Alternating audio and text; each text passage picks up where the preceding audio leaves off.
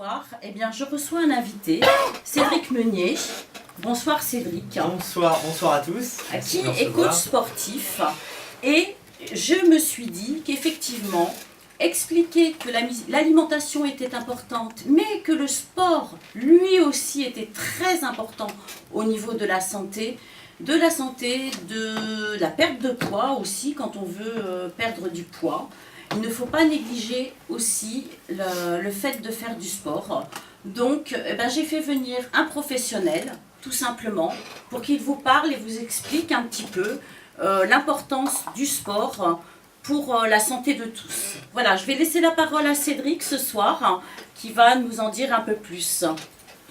Alors, effectivement, Pascal, toi qui es rentré vraiment dans le côté alimentation, c'est vrai que c'est un des piliers de la forme. Quand on parle de forme, on a principalement trois choses très importantes.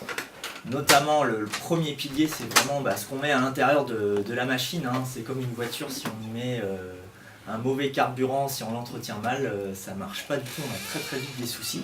Donc l'alimentation est le premier pilier. Et puis ensuite, votre corps, il est vraiment fait pour bouger. Donc en 1, l'alimentation, en 2, l'activité physique, et puis en 3, après tout ça, il faut savoir aussi récupérer. Et le tout, c'est un savant équilibre, un bon équilibre qui va faire que vous allez vous sentir bien. D'accord, pouvoir retrouver sa forme, son énergie. Oui, on peut vraiment observer dans le monde occidental, on a énormément de gens qui passent leur vie assis devant un écran, au bureau, dans le train, devant la télé, devant tout ce qu'on veut. Et le corps, il n'est pas du tout fait pour ça. On le voit de plus en plus. Moi, j'ai énormément de clients, aussi bien maintenant, ça c'est... Je dirais que énormément de monde m'appelle. Avant, on pensait que faire appel à un coach, c'était plus réservé à une élite. Ouais. Mais j'avais aussi bien avoir une personne qui veut se remettre en route, qui est au chômage, quelqu'un qui a pris du poids, quelqu'un qui est un petit peu stressé, quelqu'un qui a envie de se lâcher. On a vraiment tout le monde. Il y a une vraie prise de conscience sur le fait que faire fonctionner le corps est la base pour avoir de l'énergie. D'accord. Donc effectivement, c'est vrai qu'on s'aperçoit que les gens ont de plus en plus l'envie, en tout cas, de reprendre le sport, de modifier certaines façons de vivre, leur mode de vie. Et pour autant, elles ont effectivement du mal à s'y mettre. Ou alors elles commencent, elles arrêtent très rapidement. Voilà, quelles sont les clés éventuellement pour avoir un suivi ? Alors, c'est vrai que là c'est les beaux jours, on a envie de sortir, d'aller courir, d'aller marcher, d'aller pousser de la fonte, d'aller faire du vélo. Enfin, tout dépend les goûts de chacun. Ouais. Mais la plupart du temps, quand on a passé un petit peu l'hiver à pas trop bouger, à être assis, à repartir et peut-être à manger un peu trop de raclette, et oui, c'est sûr. Les débuts, la reprise peut être difficile, voire problématique. Donc si on doit parler de quelques clés, encore une fois, ce qui va être intéressant, ça va être d'y aller progressivement. Alors progressivement, qu'est-ce que ça va être ? Ça va être tout simplement déjà aller comme on l'entend dans les médias, hein, aller par exemple marcher une demi-heure par jour. Déjà oui. ça va permettre de faire fonctionner la machine. Tout simplement, c'est très simple.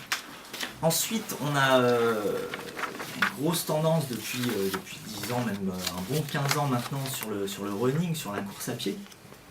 On le voit avec énormément de manifestations, énormément de courses qui sont organisées. La tournée des patrons, ça serait intéressant qu'on discute ensemble. Je suis aussi beaucoup de coureurs et de plus en plus de coureurs. On voit énormément de pathologies, de gens, tiens, hop, c'est super, je veux perdre du poids, qu'est-ce qu'il y a de mieux ? Courir. Sauf que courir, c'est pas l'idéal de partir, on n'a rien fait pendant 1 an, 2 ans, 10 ans, voire plus. Oui, c'est ça. Et partir courir. Donc, il y a des étapes à vraiment respecter. D'accord. Voilà. Donc on ne reprend pas le sport comme ça. Hein, il faut y aller étape par étape, doucement. Par contre, la marche, effectivement, l'idéal, c'est de faire 30 minutes de marche par jour. Alors l'idéal, c'est un début. Oui. Après, tout va dépendre d'où on part. Hein. D'accord. Donc ça, c'est pour donner une généralité. D'accord. Voilà. Si on prend le cas d'une personne qui a pris du poids, qui veut maigrir, qui change son alimentation, qui doit se remettre au sport, donc qui n'a plus de tonicité, qui n'a pas fait de sport depuis quelques années, est-ce que ce n'est pas beaucoup, 30 minutes par jour? Alors on peut démarrer plus doucement, c'est pas le problème. Après, ça va vraiment être au cas par cas. Et ce qui va être très important, ça va être de ne pas juste choisir une activité type hop, je veux courir ou je veux que marcher. Il faut absolument prendre en compte le côté musculaire et renforcement. Et c'est très souvent la grosse erreur qui se passe avec les gens qui se mettent à courir. C'est que la plupart du temps, ils n'ont pas de préparation qui va avec. C'est-à-dire qu'ils ne vont pas du tout s'occuper de leurs abdos, de leurs cuisses, de leur dos. Ils vont très vite avoir mal aux genoux, très vite avoir des soucis de dos. Souvent parce qu'ils manquent un peu de tonicité et puis parce qu'ils ont une mauvaise technique de course. On sait aujourd'hui qu'à peu près 90% des gens qui vont courir courent entre guillemets mal. Donc si jamais ils ont une musculature un petit peu défaillante, voilà, on a très vite des soucis. Après, il y a aussi les chaussures qu'on utilise, enfin, il y a tout un tas de facteurs. Donc c'est vrai qu'aujourd'hui, on a énormément d'informations sur le net, sur ce qu'on veut. Exactement. Mais c'est pas mal de faire appel à un professionnel parce qu'on va gagner énormément de temps et puis on va surtout se protéger et construire des bases solides. Oui, éviter les erreurs. Quoi. Oui. Et puis souvent, qu'est-ce qui se passe? C'est parce qu'on se dégoûte, on est très vite dégoûté, on a des courbatures pendant 4 jours, c'est l'horreur. Et ça, c'est tout à fait possible de les éviter. Voilà. D'accord, il y a des étapes. Je comprends. Voilà, quand vous parlez de tonicité, de musculation aussi, là je rebondis par rapport à l'alimentation, il faut un apport de protéines par rapport à... Alors oui, alors en fait, si on parle un petit peu, là on est là aussi pour ça, si on parle alimentation, si on vient sur les gens qui se disent, bon, je vais perdre du poids, qu'est-ce que je fais pour perdre du poids? Je vais réduire ma consommation de calories. Logique. Si je mange moins, je vais perdre du poids.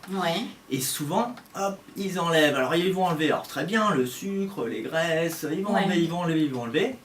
Première semaine, oh, c'est super, j'ai perdu 1,5 kg, merveilleux, formidable. Hop, bon, je continue comme ça. Allez, en plus, je vais marcher 3 fois cette semaine. Ils vont s'épuiser. Ils continuent, deuxième semaine. Deuxième semaine, oh là là, c'est formidable, j'ai encore perdu, bon, un petit peu moins, tiens, 1,2 kg. Bon. Ok, bon allez, je m'accroche, je vais encore enlever quelque chose. Là, bon allez hop, que des légumes, oh, puis ça je l'enlève, sucrerie non. Ah, puis j'ai été invité chez les amis, mais ils ont prévu raclette, j'y vais pas. Bon, alors là déjà... on rentre dans les frustrations ça commence à être moins hein. sympa. Troisième semaine, super, j'ai encore perdu 1,3 kg, 1,4 kg, c'est génial. Puis ça y est, je rentre dans mon petit pantalon. Merveilleux. Bon. Mais je commence à être un petit peu tendu quand même. Voilà. Donc, qu'est-ce qui se passe? Là, on va faire un petit peu plus court. Si vous voulez, la machine elle va se mettre en survie. C'est-à-dire, 4e semaine, qu'est-ce qui se passe? J'ai reperdu que 400 grammes. Pourtant, je cours plus. Je marche, je mange presque rien. Par contre, qu'est-ce que je suis énervé et fatigué. Hein. Oula, puis les enfants, là ça devient vraiment la galère. Donc la plupart du temps, c'est que les gens, ils craquent. Donc ils vont remanger, et yo-yo, et ils vont prendre encore plus. Tout simplement parce qu'ils n'ont pas respecté leur corps. Et leur corps s'est senti agressé. Et il a compensé, il a réduit sa consommation de calories. Et on se met vraiment en danger. Et en plus, on se met en danger à faire du sport, parce que quand on fait du sport, on a besoin de protéines et de tout le reste des nutriments essentiels. Voilà. Tout à fait. En quelques mots. Eh bien, écoutez, merci beaucoup Cédric pour tous ces renseignements. Hein. Je pense que, auditeurs, auditrices, vous avez appris certainement quelque chose. On a appris beaucoup de choses après. Hein. C'est vrai, Raphaël, oui, tu as appris. Toi qui es sportif aussi, Rafi. Très sage et très calme. Hein. Ouais, non, mais c'est pas les habitudes de la maison. Non, mais hein. on t'écoute. Je suis bien étonnée. Ce qui est intéressant, ce qui est bien, c'est qu'on parle pas dessus. Et c'est vraiment très intéressant d'écouter des bons conseils, des conseils de professionnels, tu vois. Bien ça, sûr. c'est très important.